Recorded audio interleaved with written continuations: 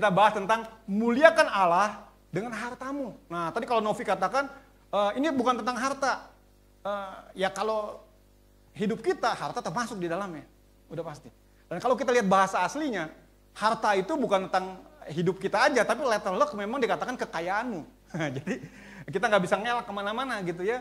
Jadi kalau kita ngomong, saya persembahkan hidup saya buat Tuhan, tapi hartanya belum buat Tuhan. Itu lagi ngibul itu namanya. Lagi bohong banget gitu ya.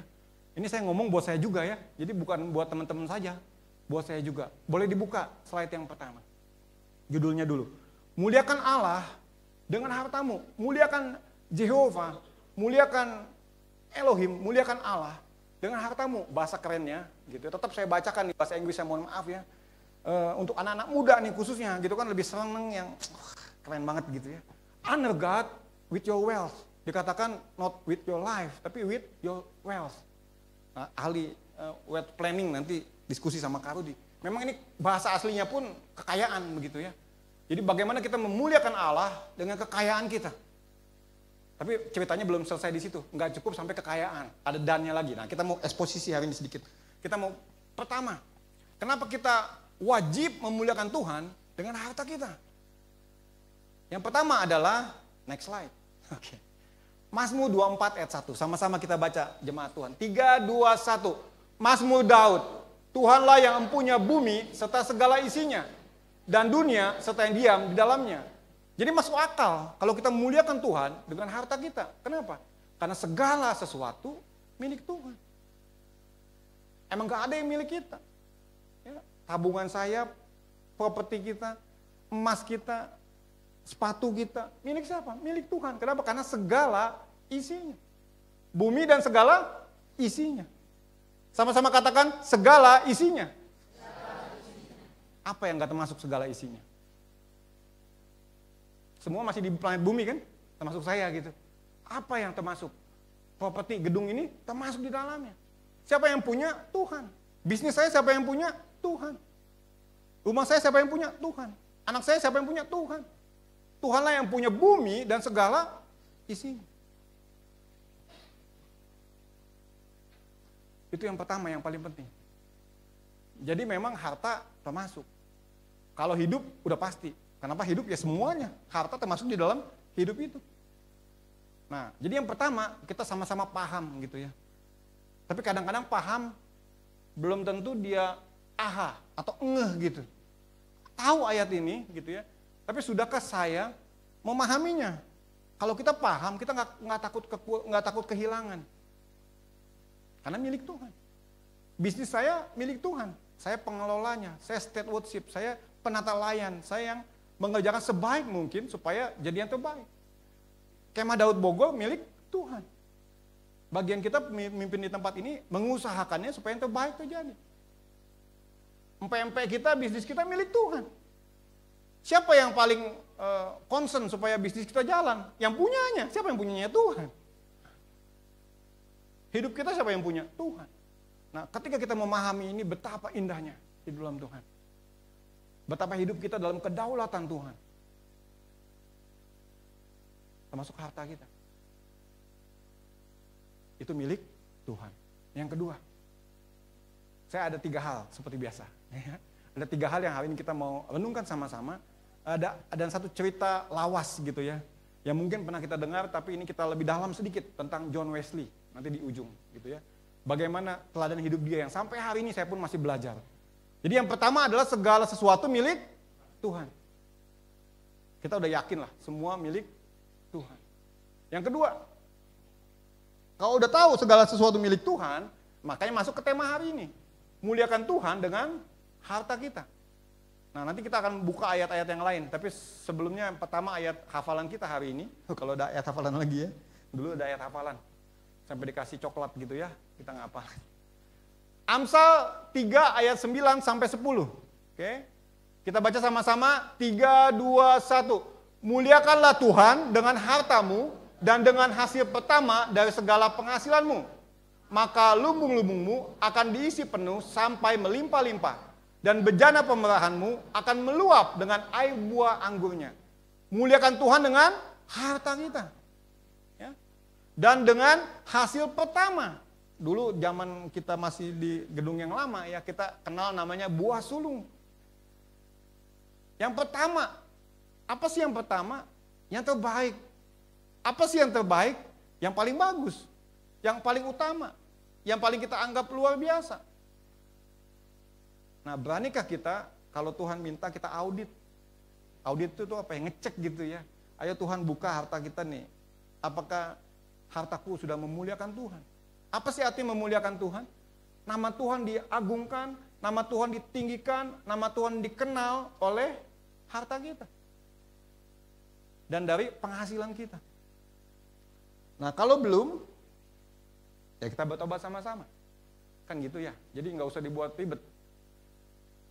Maka lumbungmu akan diisi penuh. Nah tapi hari ini saya nggak mau kita belajar bahwa berkat Allah itu transaksional. Kita akan menerima berkat berkelimpahan kalau kita memberi berkelimpahan. Nggak ada tuh hitungan begitu. Karena kita itu sebelum kita mampu memberi, Tuhan sudah telah lebih dulu memberi. Kita nggak mampu melakukan memberi lebih indah daripada menerima kalau kita belum diberi dulu oleh Allah. Jadi sebelumnya pun semua yang kita miliki milik Allah kan. Balik lagi ke klausul yang pertama. Jadi muliakan Tuhan dengan harta kita itu masuk akal. Kenapa? Karena semua milik Tuhan. Ini Tuhan hanya ajarkan ada yang namanya tabur tuai. Bukan berarti kalau kita memberi, kita menganggap bahwa itu investasi kayak di bank. Kalau sekarang nabung di bank berapa ya? Berapa persen? 2%, 3%? Deposito sekarang ada bank depannya K, titik-titik. Deposito 8,5% ya, tapi tidak ditanggung OJK gitu ya. Gede, itu 8,5 setahun tuh gede gitu ya.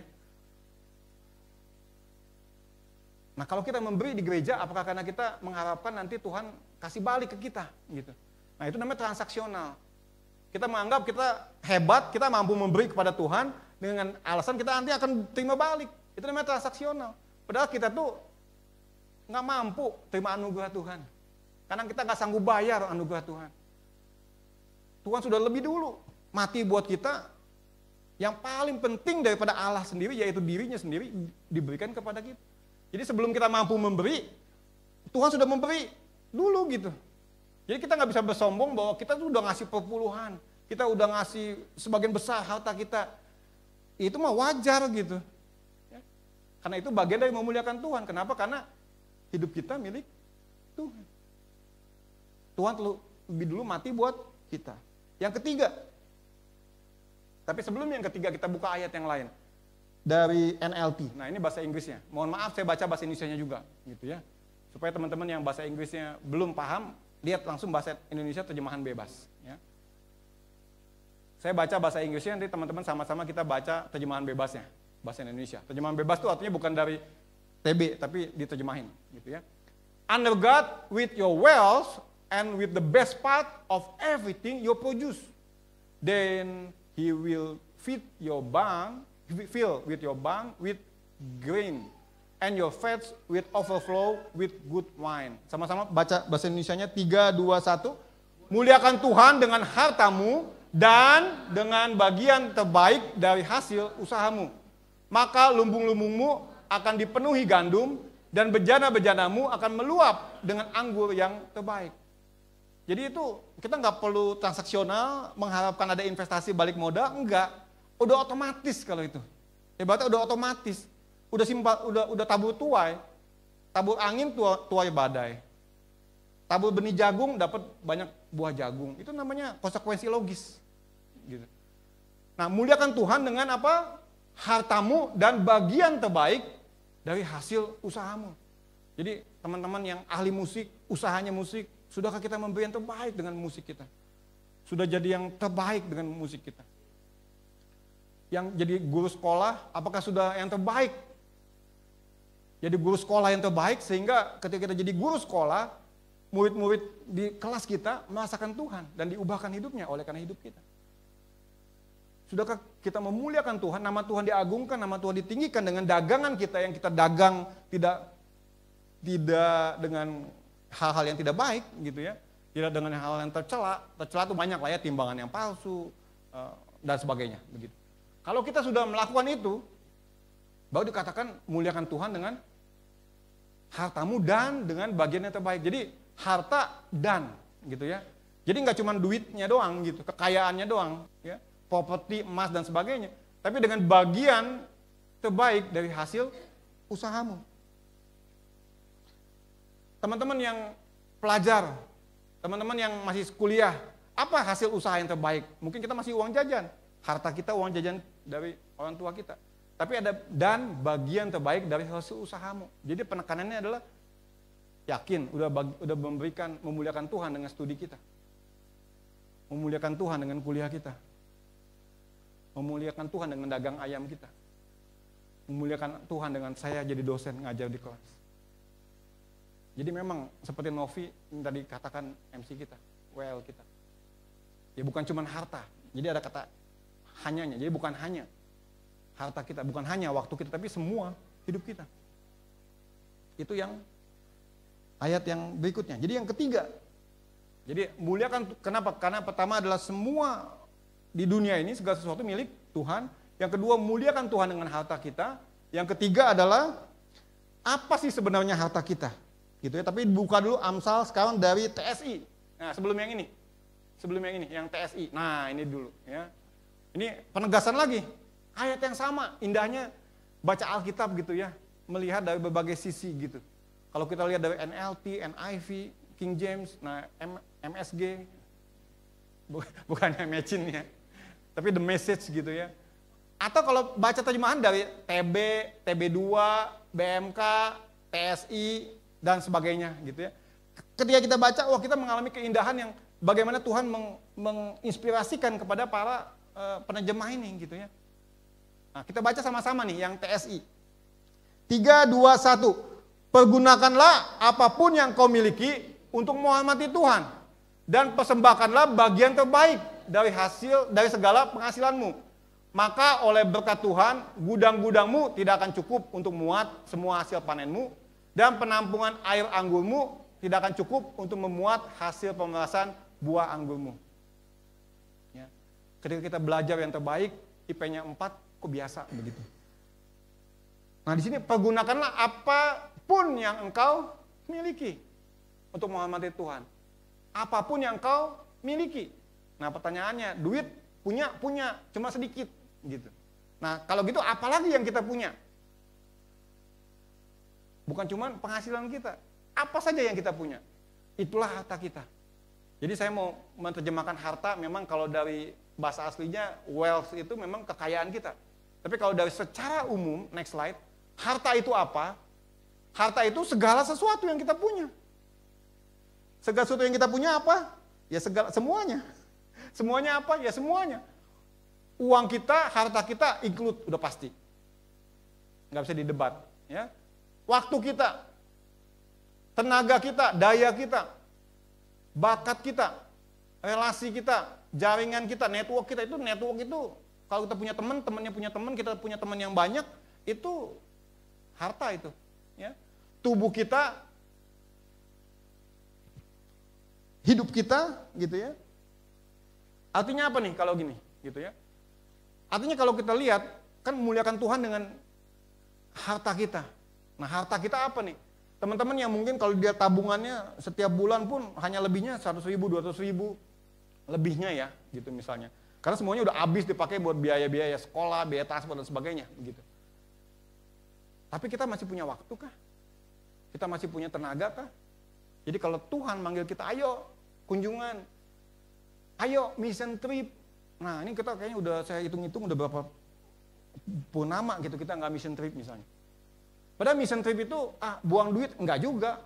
Saya bisa berdiri hari ini punya hati misi, kenapa? Karena dulu waktu zaman pelajar dilatih oleh para senior kita untuk belajar kalau ke daerah ngelihat bagaimana mereka mengasihi Tuhan, bagaimana kita melayani mereka. Apa yang kita punya? Mungkin teman-teman ada yang bisa menjahit, ada yang bisa masak. Itu bisa untuk misi memuliakan Tuhan? Bisa banget. Ahli kesehatan, ahli gizi, dokter, saya dosen, apakah saya hanya wajib memberikan uang saya 10%, 2%, 5%? Cukup? Padahal masih ada waktu saya. Pilihannya apakah waktu saya pun hanya cukup deh, seperti harta 10% aja. Waktu kita hanya 10% untuk Tuhan, cukupkah itu? Saya kalau mau duduk tenang gitu, saya kalau anak-anak muda kan senangnya drakor ya, drama Korea. Atau mamut gitu ya, mama muda. Kalau saya senangnya dracin. Nah itu diledekin mulu sama istri saya. Dracin itu apa ya? Drama Cina gitu ya. Jadi film-film serial kungfu, ya, kungfu Cina yang 40 seri, 48 seri gitu ya. Duduk di situ dengan makan combro gitu ya. Dengan makan gorengan, makan apapun lah. Kalau yang lebih sehat lah ya. Ubi rebus ya, udah sehat sekarang ya. Anggur yang mahal dikit gitu. Pokoknya duduk di depan Netflix gitu. Kebahagiaan kan? Nah pertanyaannya, jadi kalau gitu untuk melayani Tuhan cukup 10%. Apakah itu yang disebut dengan memuliakan Tuhan? Dengan harta kita? Ini untuk kita mikir, untuk saya mikir sama-sama. Kalau saya berpikir hanya 10% aja waktu saya untuk Tuhan, kayaknya nggak bakal ada kesempatan untuk saya menikmati anugerah Tuhan yang begitu besar. Makanya kenapa saya awal tahun aja orang lain jalan-jalan mau ke Singkawang. Kemarin pulang dari Jambi, bentar lagi mau ke Palu. Kalau enak-enakan di rumah, bener. Nonton serial 70 seri gitu ya. Kayak anak saya nih, 4 seri, 1 seri bisa 100 lebih. Geleng-geleng kepala saya. Waktu kita, apakah waktu kita untuk Tuhan? Apakah talenta kita? Anak-anak mahasiswa, wah sibuk nih sibuk. Yakin sibuk, lebih sibuk anak SMA daripada mahasiswa. Benar atau benar? Saya pernah kuliah soalnya. Dan saya juga ngajar mahasiswa. SMA itu dari jam 7 sampai jam 3 misalnya, belum ngelesnya, belum tambahannya. Mahasiswa kadang-kadang sehari kuliah 3 jam, habis itu kosong. Kuliah 4 jam, habis itu kosong. Maukah kita, anak-anak muda, meluangkan waktu kita untuk misi Tuhan? Banyak loh, banyak banget yang kita bisa lakukan. Skill kita, kemampuan kita, potensi kita. Jadi kalau hari ini Tuhan ajar kita, ayo persembahkan totalitas hidup kita, itulah harta kita buat Tuhan. Ayo, mau ya untuk itu. Kenapa? Karena tadi ayatnya udah jelas. Sebab kamu telah dibeli dan harganya lunas dibayar. Aku bukannya aku lagi. Aku milik Kristus. Sebab kamu telah dibeli dan harganya telah lunas dibayar. Namun aku hidup, tetapi bukan lagi Albert, bukan lagi aku sendiri yang hidup. Melainkan Kristus yang hidup di dalam aku. Bagaimana dagangan kita, kesibukan kita dagang itu, apakah sudah memuliakan Tuhan? Karena itulah harta kita. Apakah relasi kita punya banyak teman nih, manajer-manajer yang punya hati ketika kita baksos, maukah kita kenalin mereka, kita bawa apa yang kita punya. Waktu kita udah pasti, tenaga kita, anak-anak muda lebih kuat daripada saya. Anak-anak saya sekarang udah lebih kuat daripada bapaknya. Gitu ya. Kalau Panco mungkin udah kalah, tingginya udah kalah. Gitu. Tenaga kita dibanding teman-teman yang sudah lolita, lolos 50 gitu. Pasti tenaganya lebih kuat. Nah ayo, sama-sama yuk gitu. Saya kenal Kemah Daud adalah gereja yang dinamis, gereja yang anak mudanya keren banget. Nah ini saatnya kita kebangkitan anak-anak muda. Apalagi saya udah dengar bisikan-bisikan bakal ada ibadah khusus anak muda. Memang ini waktunya, anak muda memimpin. Bahkan ada youth pastor, itu doa saya. Dan kerinduan saya ketika kita mission trip gitu ya, kita mengajar anak-anak kecil di pedalaman, akan ada yang terpanggil untuk jadi misionaris. Kita udah lama nggak ngedengar Kemah Daud mengutus ke suku mana gitu ya, mengutus ke daerah mana begitu ya. Itu kerinduan kita, karena sekarang maunya diutusnya ke Sudirman, Tamrin, Kuningan. Diutusnya kalau nggak ke Jepang, ke Australia, ke Amerika. Padahal kalau dulu kan zamannya Kemah Daud inget-ingetnya bojong ini, bojong itu, betul ya? Nah nggak harus bojong-bojong lagi sih gitu ya. Tapi banyak di luar sana daerah misi kita. Nah makanya nanti hari ini doakan rapat pekerja, ya rapat pemimpin maksudnya. Untuk menentukan arah daripada jemaat kita. Memang paling gampang kan di situ hartamu, di mana hartamu berada, di situ hatimu berada. Jadi kalau kita mau cek hati kita udah misi atau enggak, dicek keuangan kita memang. Nah, jadi kalau tadi lihat apa saja harta kita, mari kita izinkan Tuhan, Tuhan audit harta saya Tuhan. Audit itu apa ya, bahasa kerennya itu cek. Tolong tilik Tuhan. Apakah waktu saya, potensi saya, kegemaran saya itu sebisa daya mungkin memuliakan Tuhan. termasuk harta di dalamnya. Maka kita doa sama Tuhan untuk audit. Tapi sebelum itu, saya mau tutup dengan kisah yang fenomenal. Kisah John Wesley. Ya. Ada perkataan dari John Wesley yang menarik buat saya. 3 kata ini sampai hari ini fenomenal. Get all you can, tapi nggak cukup sampai situ, nggak selesai sampai situ. Kalau sampai sini jadi salah gitu. Ya, tapi ada komanya kan. Jadi kapitalis kalau cuma get all you can. Get all you can, save all you can, and give all you can. Artinya apa? Dapatkan sebanyak mungkin, hemat sebanyak mungkin, tapi jangan lupa beri sebanyak mungkin. Artinya apa? Dapatkan sebanyak mungkin, kita bekerja sedemikian kerasnya, tapi jangan sampai sakit. Bekerja sedemikian kerasnya dengan etika Kristen yang pantang menyerah, sampai yang terbaik kalau bisa dipromosikan, kalau kerja. Kalau bisnis sampai bisnisnya, profitnya berkelimpahan. Dapatkan sebanyak mungkin, itu halal hukumnya. Bahkan kita doanya kan ada, doanya kan berikan kami kekuatan untuk memperoleh kekayaan. Jadi dapatkan sebanyak mungkin, tapi nggak cukup sampai situ. Hemat sebanyak mungkin, jadi jangan boros gitu ya. Boros itu relatif. Ya. Bagi teman-teman yang duitnya banyak, ke Jepang itu nggak boros, biasa aja jalan-jalan. Tapi bagi kita yang, misalnya saya beberapa kenalan, tasnya beli tas 500 juta, nggak boros buat dia, karena mungkin penghasilan dia sudah puluhan miliar. Tapi buat saya, gila banget gitu. Saya punya tas 5-8 juta pun, itu bukan saya punya, dikasih orang. Punya pulpen yang bagus-bagus, itu pun dikasih orang, banyak puji Tuhan dikasih orang. Artinya, ya kalau mikir-mikir, saya kalau beli tas mungkin cuma ratusan ribu cukup. Atau mungkin 70.000, Tokopedia. Nggak mungkin saya ngimpi beli tas 7 juta, 8 juta gitu. Tas cuma selempang doang. Tapi bagi orang yang punya uang banyak, relatif juga makanya. 5-8 juta itu murah banget. Karena mereka tuh tasnya 500 juta, saya sampai bengong. Tas 500 juta, kayak gimana itu lebih mahal dari mobil gitu. Tas apa? Tas tangan doang. Tas tangan gitu. Saya sampai geleng-geleng kepala, itu duitnya nggak ada serinya ya. Gitu. Itu eksis gitu ya. Kalau saya beneran beli tas 5 juta, nabungnya juga mungkin bertahun-tahun gitu. Sayang banget. Betul atau betul? Nah, jadi hemat itu relatif. Jadi ukur kekayaan kita jangan bandingkan dengan orang lain. Hemat bagi Pak Umbu lagi nggak ada nih. Sama saya hematnya mungkin beda. Gitu. Karena pendapatan saya sama pendapatan dia beda. Jangan bandingkan pendapatan saya dengan pendapatan teman-teman juga. Teman-teman tahulah ukurannya. Kalau kita sudah hemat, nggak boros, menggunakan yang terbaik, saving, nabung, biarpun 98,8% penduduk Indonesia nggak punya tabungan yang 100 juta minimal. Jadi cuman 1,2% sekian yang punya tabungan 100 juta ke atas. Artinya memang banyak yang nggak menabung lah intinya, gitu ya, di Indonesia. Nah, tapi belajar nabung, belajar ngasih warisan buat anak kita, tapi nggak cukup sampai situ. Berikan sebanyak mungkin. Nah, ini yang paling susah ya. Next slide. Kita lihat. Saya juga tertegun ya pas nyiapin ini, diingatkan kembali karena saya udah pernah dapat materi ini. Tapi saya diingatkan kembali hidupnya John Wesley. John Wesley itu pendapatannya mencapai 1.400 pound sterling itu ya. Per tahun. Itu kalau sekarang kecil.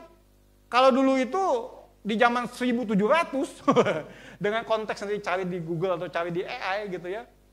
1.400 zaman dulu sama sekarang itu udah bisa miliaran. Believe it or not. Kenapa? Karena itu tahun 1.700. Jamin belum ada yang lahir, kecuali Highlander ya. Belum ada yang lahir.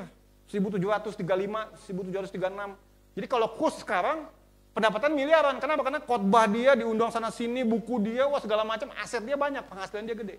Karena sekali khotbah ada 3.000 orang, 10.000 orang, kemudian di gereja-gereja yang gede juga. Ya. Biarpun kalau lihat kisah hidup, nanti mungkin serial yang lainnya, menarik gitu. Ya. Mengenai hidupnya John Wesley. Tapi hari ini concern tentang keuangannya. Pendapatan dia 1.400, sangat tinggi abad ke-18. Ya. 1.400 itu katanya setara dengan 250.000 pound sterling saat ini, tahun 2025.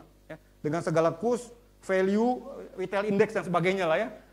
Yang kedua, ia menetapkan standar hidup yang sangat rendah. Dia dapat 1.400, untuk hidupnya cuma 28 pound sterling. 28 pun gede, itu udah jutaan. Bahkan kalau konteks saat ini udah ratusan juta, setahun. Tapi kebayang ya, cuma 2%-nya untuk dia hidup. Jadi pendapatan 1.400, untuk dia hidup cuma 28. Sisanya apa tuh? Sisanya seluruhnya disumbangkan untuk misi, pelayanan, dan orang. Saya belum seperti ini juga sih. Kita pernah dengar Rick Warren katanya 99% ya. 1% untuk dirinya, artinya 1%-nya pun gede banget sih memang. John Wesley ngasih kita teladan. Kenapa? Karena dia tahu segala penghasilan dia, harta dia milik Tuhan. Next slide. Yang menarik adalah yang saya ingat juga, ketika dia mati. Ya, ketika dia mati, apa yang dia miliki, uangnya? John Wesley hanya meninggalkan beberapa koin di sakunya, sejumlah tidak lebih dari beberapa pound sterling. Yang ia gunakan, yang ia wariskan bukan harta, tetapi sebuah perak kecil, sepersepun, beberapa buku, jubah, buku harian, dan surat-suratnya. Hanya 2% dipakai hartanya untuk dirinya. Next slide, yang terakhir. Tapi warisan terbesar dia.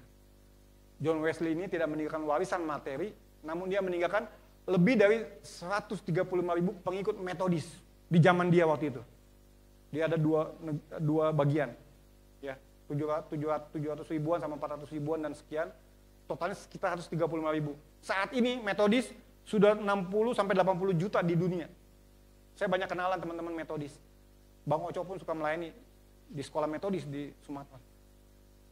Yang kedua adalah ribuan sekolah, rumah sakit, kelompok sosial dan pelayanannya.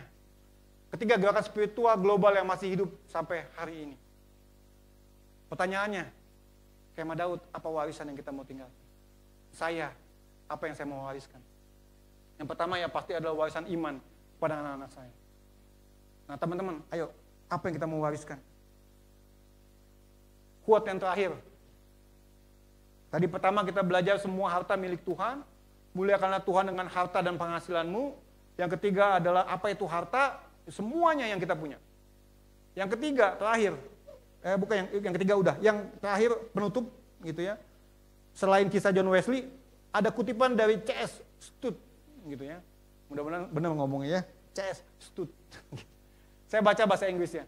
There is only one life, and it soon be past. Only thing that we do for Christ will last. Baca sama-sama bahasa Indonesianya. 3, 2, 1. Hanya ada satu kehidupan yang sebentar lagi akan berlalu. Hanya apa yang kita lakukan bagi Kristus yang kekal selama-lamanya. Nah, teman-teman yang kan katanya ada kalau usia 10 tahun ke atas hari Senin, usia tahun 20 tahun ke atas Selasa, Rabu 30 tahun ke atas, Kamis 40 tahun ke atas. Benar ya, Jumat 50 tahun ke atas, Sabtu 60 tahun ke atas, Minggu 70 tahun ke atas, sisanya bonus. Gitu kan, karena kita hidup itu kan 70 kalau kuat ya bonus gitu ya. Nah teman-teman, kalau yang harinya udah lebih dari hari Minggu gitu ya, yang udah hari Sabtu, ingat nih ya, there is only one life. Ya, jadi kalau ke Cina katanya ada juga pepatah tuh kalau ngelewatin ada seorang penjual peti mati gitu ya. Kita pun sewaktu-waktu akan masuk ke situ katanya. Ya. Lupa saya pepatah Cinanya ya, karena saya nggak hafal. Nanti anak saya lah yang lebih baik daripada saya gitu. Ya. Lebih seru sebenarnya kalau hafal gitu ya. Kan tampang udah Cina biarpun Hitachi gitu ya. Jadi hanya satu hidup kita. Dan itu akan berlalu. Pertanyaannya, apa yang sudah kita lakukan bagi Kristus? Sama, call for action. Ya, untuk kita sama-sama berdoa, khotbah saya sudah selesai, yang terakhir, next slide, terakhir. Call for action, ajakan. Nah, mari kita sama-sama, jemaat Tuhan, kita buka tangan kita coba. Ya. Kita buka tangan kita, yang punya tangan, puji Tuhan yang masih punya tangan. Kalau nggak punya tangan, nggak usah ikutin. Ya. Coba kita buka tangan kita, gitu ya. Coba kita buka tangan kita. Apa yang ada di tanganmu hari ini? Kosong. Tapi bayangkan apa yang kau miliki. Berapa banyak uang yang kita miliki. Berapa properti tanah yang kita punya. Waktu yang kita punya. Talenta yang kita punya. Sudahkah engkau mempersembahkan untuk memuliakan Tuhan? Nah, jadi pertanyaannya ingat-ingat gitu ya, kalau kita punya nih, udah ya cukup ya. Mari kita bangkit berdiri.